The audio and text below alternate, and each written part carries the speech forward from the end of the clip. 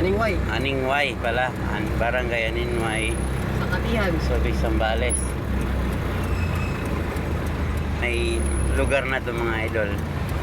Ngayon lang ako makaakyat dito. Ito yung daanan mga idol. Oh. Tabing ilog yan mga idol. Ito yung paligid niya. Marami pang di nakapunta dito mga idol. Kahit mga taga rito hindi pa nakapunta. Shoutout naman dyan sa mga sat natin dyan.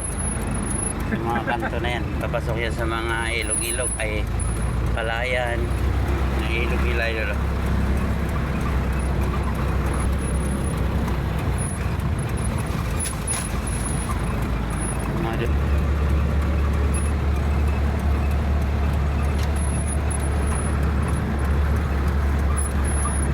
Gala.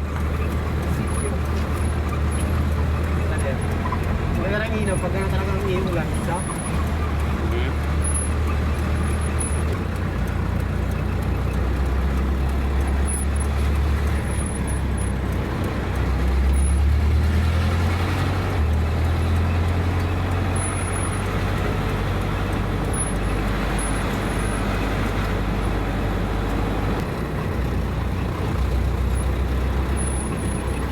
Sa may bundok na yan, yung tulay na yan pala, bundok idol. Oh, akyatan na ito mga idol. Yan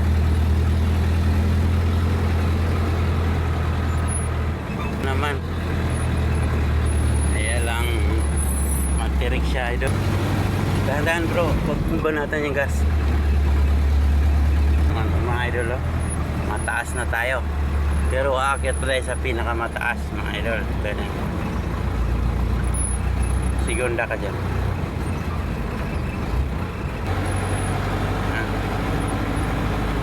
Akyat na tayo dito na din sa may mga kakahoy-kahoy na malalaki naman dito. Kaya idol, kagubatan talaga to. Sa sityo na to nasa gitna ng gubat. Yan, nakikita nyo naman yung mga tao na bro. Sabit.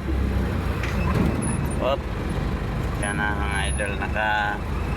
Nakaakyat na tayo. Ito yung mga liliit. Sige mga idol, nakita nyo yan. Oh. Bro.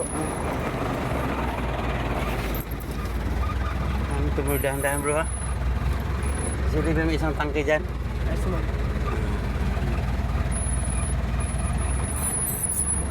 Nakakamangha kasi first time nating makita ito mga idol.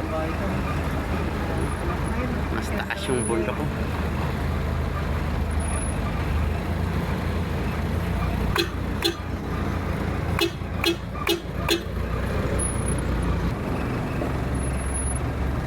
Yung lugar dito sa Sitio Gala. Naka-tricycle. Ito ka muna.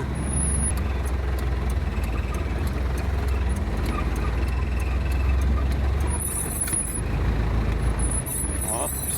Sabi sa court eh. Sabi sa court daw eh. Ganyan po sa tasala.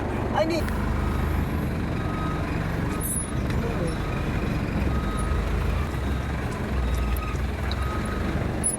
Primera, segunda lang no? Segunda lang. Ito yung basketball court nila. Doon naman ang school. Yan. Kaso natakpan ng mga kahoy, mga lods. Subic, Zambales. Mga tao dito talaga mga simple. Doon ka sa kabila daan.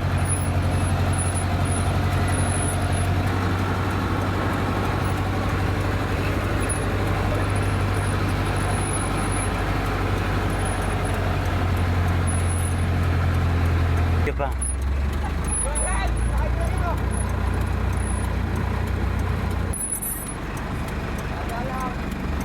Dito, tabi. Oops.